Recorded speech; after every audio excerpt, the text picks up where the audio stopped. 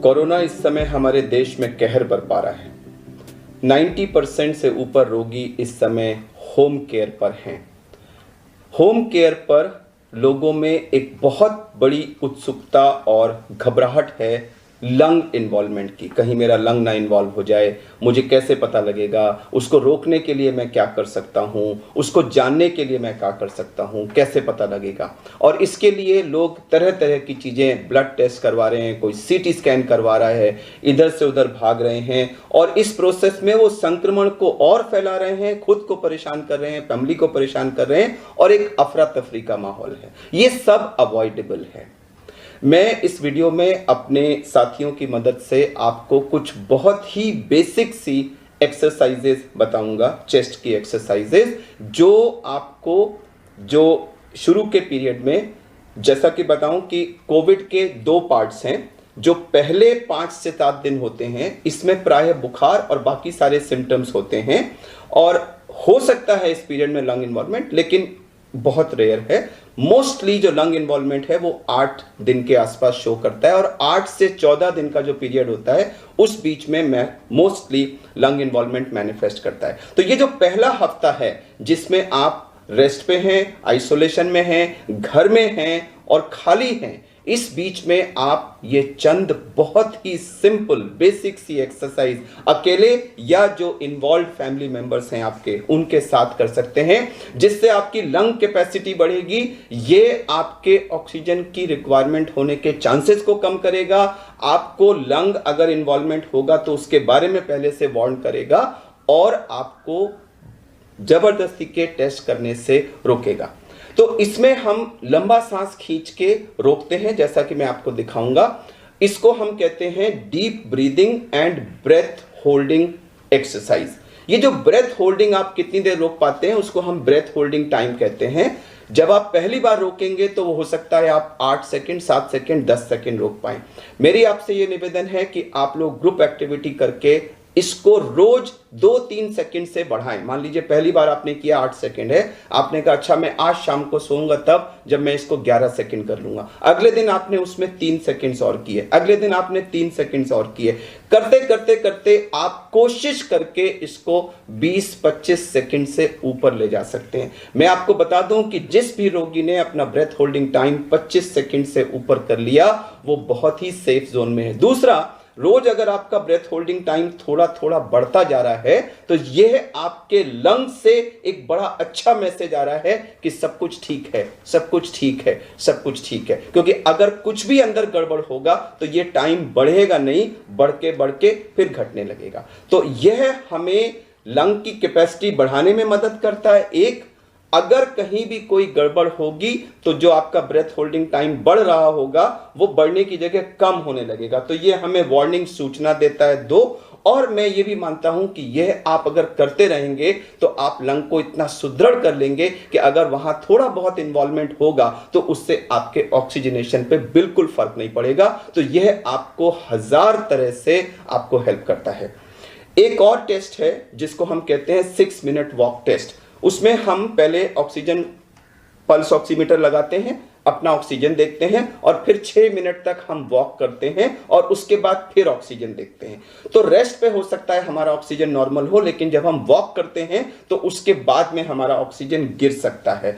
तो यह भी एक बहुत अर्ली साइन है जो लंग इन्वॉल्वमेंट ऑक्सीजन फॉल के रूप में मैनिफेस्ट करने से पहले हमको बता देता है कि हमारे लंग इन्वॉल्व होने वाले हैं। यानी कि आपने 6 मिनट वॉक टेस्ट किया, आपका वॉक करने से पहले, वॉक करने के बाद दोनों सैचुरेशन 95 से ऊपर है, नॉर्मल है। अगर लंग इन्वॉल्वमेंट शुरू हुआ तो आपका पहला साइन होगा कि आपका एक्सरसाइज के बाद वाला जो वैल्यू है वो 3-4% फॉल कर जाएगी। तो ये आपको एक पहली वार्निंग मिलेगी कि अंदर कुछ हो रहा है। तो अगर आप ग्रुप में, घर में ब्रेथ होल्डिंग प्रैक्टिस करें, अपना ब्रेथ होल्डिंग टाइम 25 सेकंड से ऊपर पहुंचाएं और उसको रोज धीरे धीरे बढ़ाते रहें और उसको मॉनिटर करते रहें और उसको बढ़िया रखें। और दूसरा, 6 मिनट वॉक टेस्ट में आपका फॉल नहीं होता, तो ये 2 चीजें आपको इंडिकेट करती हैं कि अंदर सब कुछ ठीक है। क्योंकि अगर कुछ भी गड़बड़ होगा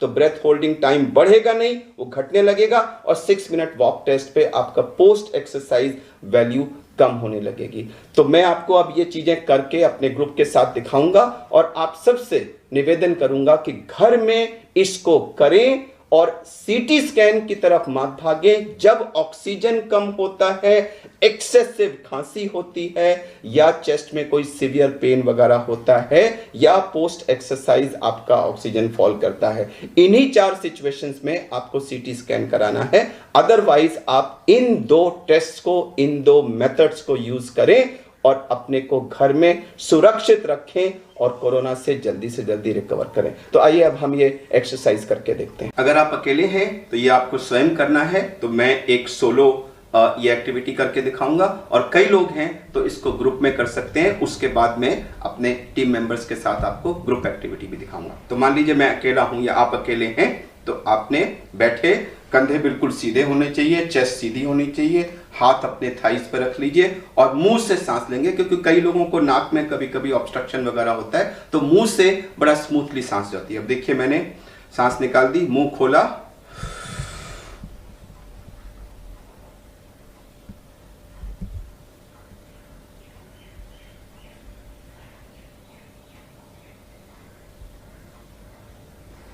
तो मैंने मुंह खोल के गहरी सांस खींची थी और पूरी खींचते चला गया था और खींच करके उसको रोक लिया था। मैंने जल्दी छोड़ दिया, मैं तो 35 सेकंड तक रोक सकता हूं, जल्दी छोड़ा मैंने, लेकिन आप उसको जितना रोक सकते हैं उसको रोकिए। तो गहरा सांस खींचना और उसको रोकना ये जरूरी है। अब मैं अपने जो मेरे कॉलीग्स हैं, डॉक्टर हर्ष और सिस्टर नेहा और सिस्टर प्रेरणा, उनके साथ आपको यह ग्रुप एक्टिविटी करके दिखाता हूं। तो आप लोग सीधे बैठ जाइए, चेस्ट को बिल्कुल सीधा कर लीजिए और बिल्कुल हाथों को आगे अपना रिलैक्स पोजीशन में रख लीजिए। और मैं 1 2 3 जब कहूंगा तो 3 के काउंट पे आप लोग मुंह खोल के गहरा सांस खींचते जाएंगे और मैक्सिमम जब आपको लगे नहीं खींच सकते हैं तो 5% और खींचिएगा और फिर अपने को फ्रीज कर दीजिएगा। चलिए 1 2 3 और खींचे, बिल्कुल। अब अपने को फ्रीज कर दीजिए, तीनों फ्रीज कर दीजिए। आप इमेजिन करिए कि ये जो अंदर इतनी हवा आपने भर ली है लंग्स के अंदर, ये आपके लंग्स को जो बिल्कुल पेरिफेरल पार्ट है उसमें भी हवा जा रही है। ये हवा से लंग्स फैल रहे हैं, लंग्स हेल्दी हो रहे हैं, ऑक्सीजन आपके बॉडी में पहुंच रही है और आप बिल्कुल ठीक हो रहे हैं। अपने को ठीक होता हुआ महसूस करिए, ठीक होता हुआ महसूस करिए और जितनी देर संभव हो इसको रोक के रखिए। जब आपको लगे नहीं रोका जा सकता, 1-2 सेकंड और रोकिएगा। आपको जान लगानी है, क्योंकि यह आपके लंग्स की पावर को बढ़ा रहा है, आपकी ब्रेथ होल्डिंग बढ़ा रहा है, आपके लंग्स का पेरिफेरल पार्ट को ओपन अप करके total lung available for oxygen exchange आपका बढ़ा रहा है।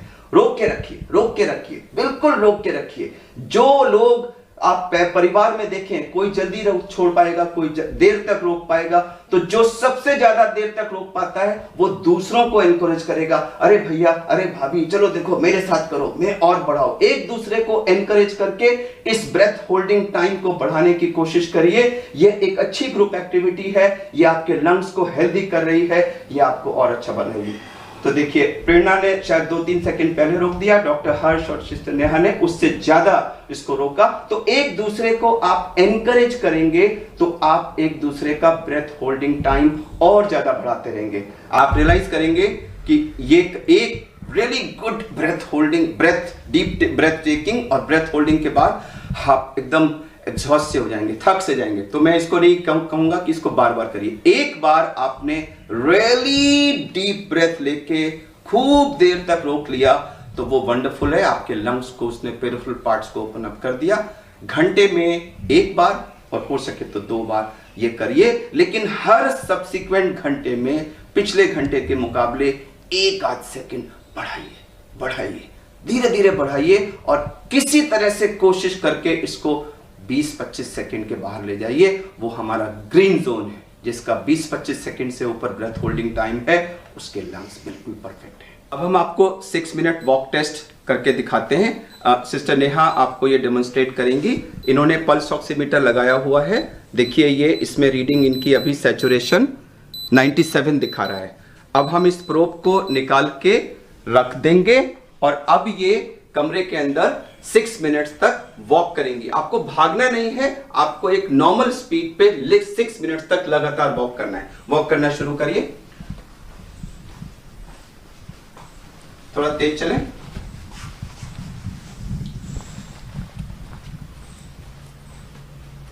चलते रहें, कंटिन्यूअस, रुकना नहीं है। 6 मिनट्स तक कंटिन्यूअस वॉक करना है।